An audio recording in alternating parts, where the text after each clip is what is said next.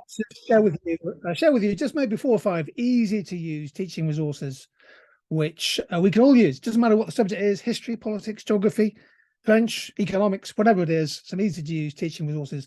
Now, all of these are free. All of these are available on the Tutor website, and I'll show you at the end of the session where you can find them.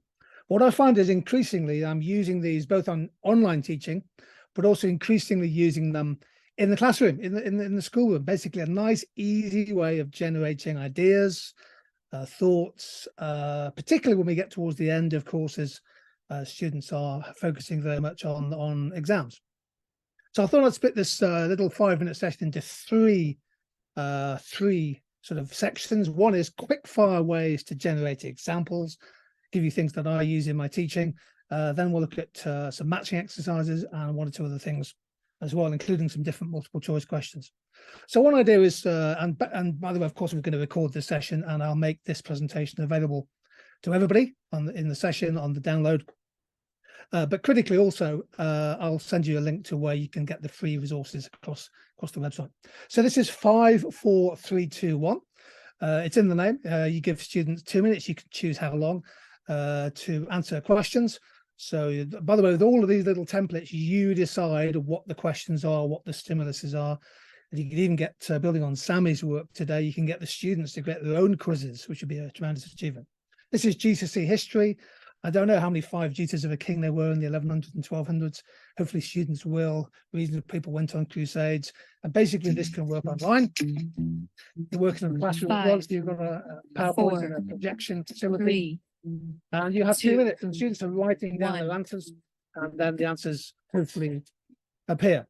So 5, 4, 3, 2, 1 is basically where you get students very quickly to think of good examples on different topics. It's really interesting how many different examples you get from students. Of course, that can form the basis of great revision notes. A similar idea is something called Give Me 3. Now, I'm a massive believer in this. So Give Me 3 is a very simple idea in teaching. You say to students, well, we'll give you a minute or whatever, or 2 minutes. I just want to give me 3 reasons, 3 causes, 3 consequences, 3 arguments for something, 3 arguments against. If students can think of 3 aspects in whatever course it is, I'll give you some examples in a minute. This is one on inflation. They can think of reasons why inflation has gone up in the UK. It's great. It's part of what we're at as teachers in terms of getting students to be prepared for exams. You set this off. You type in, by the way, you type in the question. You just generate your own content. And you get a nice little half a minute of music or a minute of music. I'll move on. Now, of course, you can also then generate your own answers, have your own answers prepared on the next slide. All of this, by the way, is just done in PowerPoint. I'll show you how to download the link in a minute or 2. So here are the reasons for the acceleration in inflation in the UK. Of course, there's many reasons.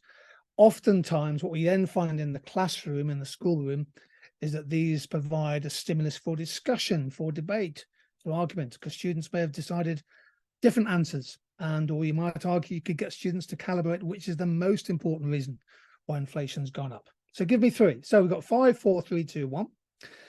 Give me 3. How about give me 2? Jim and Graham and the business team, they do lots of live business recordings. And here's give me 2. Very similar idea. Something called Carroll's Corporate Responsibility Pyramid.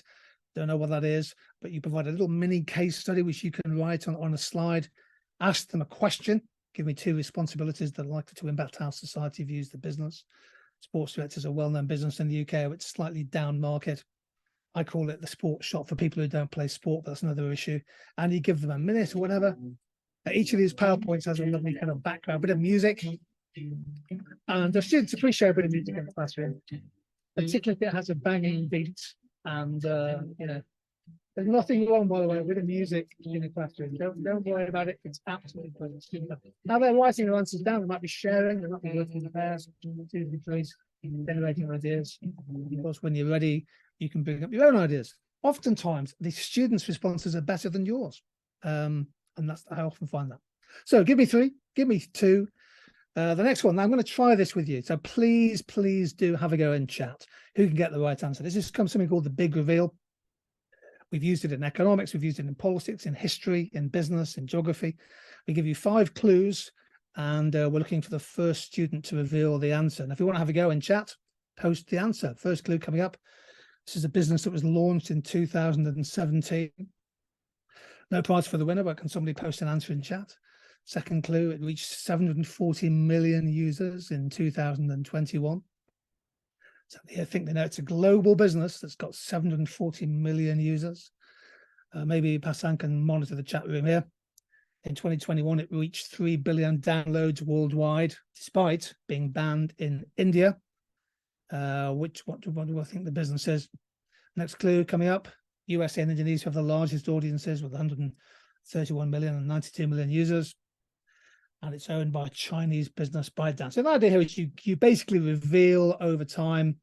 And I think Sammy has got the right answer. It is indeed TikTok. Now, the beauty of this, and again, I'll show you how you get the presentation. You just generate your own content. So it could be the big history reveal, or it could be something like, basically it's 5 clues. Start off with things that students would likely to get straight away, and you build to an answer. By the way, students love creating their own reveals, so that's something you might be able to do in the classroom. Just as that's the big reveal. And then another approach is to just move away from the slightly different multiple choice approach that often, we know it's part of terminal exams. So I love something called the bubble quiz. Now, the bubble quiz is, as its name suggests, it's all about bubbles. So you ask a question, and you put 4 bubbles up on the screen or on the presentation. The number of answers that are correct can range from 0, they can all be wrong, to all 4, because often in economics there's more than one right answer. And the idea of the students here is to identify the correct answers. Let's have a go at the bubble quiz. So here are 2 questions on Sri Lanka. Question number 1, and again, if you'd love to share in the chat window what you think the right answer is, let's see if we can get the right response. So which of these countries have a higher dollar per capita income than Sri Lanka? Adrian will want to know it, and Passan will want to know it's PPP adjusted. Which of these countries has a higher dollar per capita income than Sri Lanka? What do we think? If you think you know which answers you think are correct, post them in the chat window. Let's see what people think. And the idea here is you give students time to, so what have we got here? Rizka says Poland. So you're confident on Poland. Thank you for that answer. Really appreciate it. Is anybody else? Is it just Poland? How many of these countries? So there could be more. Rizka, there could be more than one correct answer. You are indeed correct with Poland, but are there any other correct answers on this bubble quiz? Now, this is just a variant on multiple choice, isn't it? That's all it is. A couple of more people coming in with questions with answers. Fantastic. Sammy has gone for South Korea, Poland, and Mexico. Now, we know that Sammy got the big reveal right. And Sammy is on fire today. It is indeed Poland, South Korea, Mexico. Now, as a teacher, you choose how many correct answers there are. So you just add the content, and then the right question comes up. Let's try one more.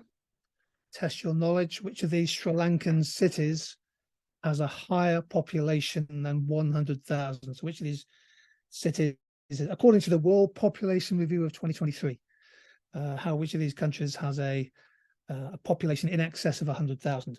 And your cities are Colombo, Jaffna, Gaul, and Kandy. What do we think here? Now, there could be more than one right answer. Could all be right. They could all be wrong. What do we think? Rizka's gone for Colombo and Kandy. Thank you for your contribution, Rizka. We appreciate it. Anybody else want to contribute?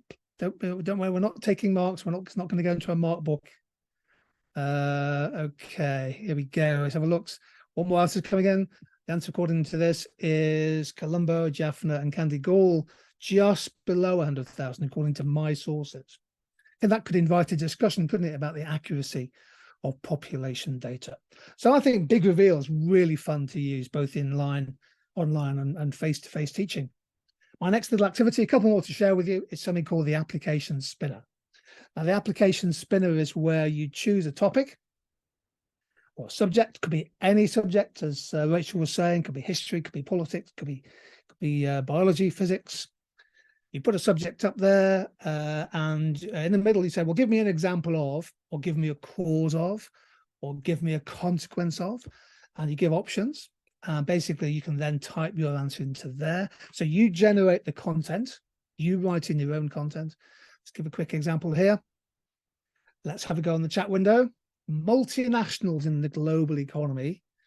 So I've given you 6 countries: Chinese, South Korean, Indian, Japanese, Dutch, and British or UK.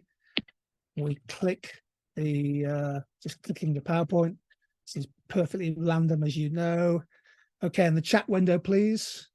Can you please give me the example of an Indian multinational?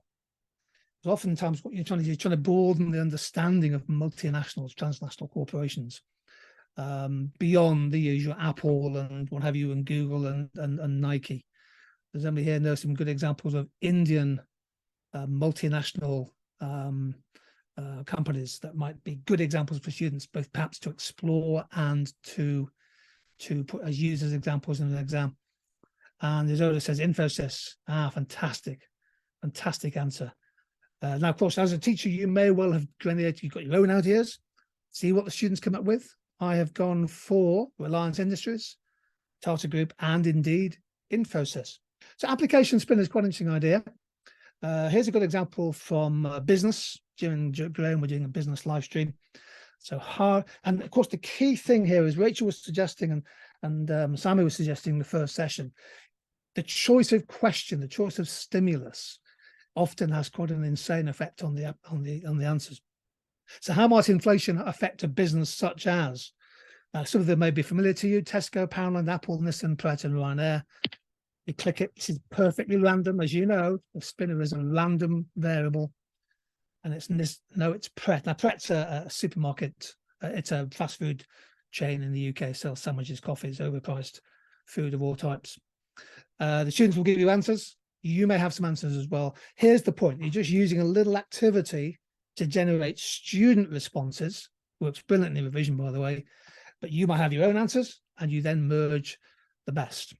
Another example, finally, is matching activities.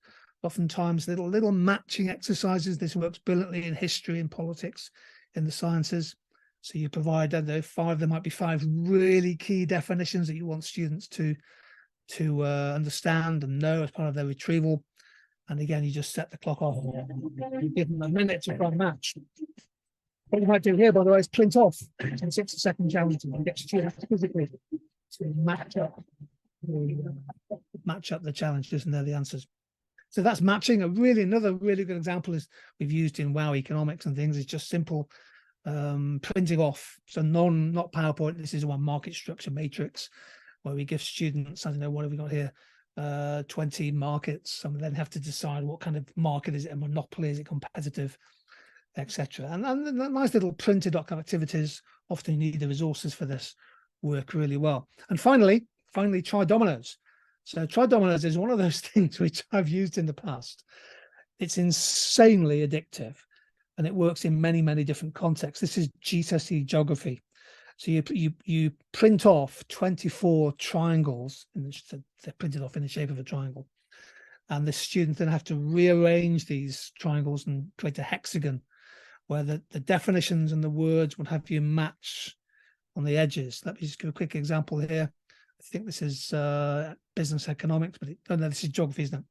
So basically what you do in the PowerPoint is you just type in your key terms. So Rachel was saying about a lot of key terms in politics or key terms in chemistry.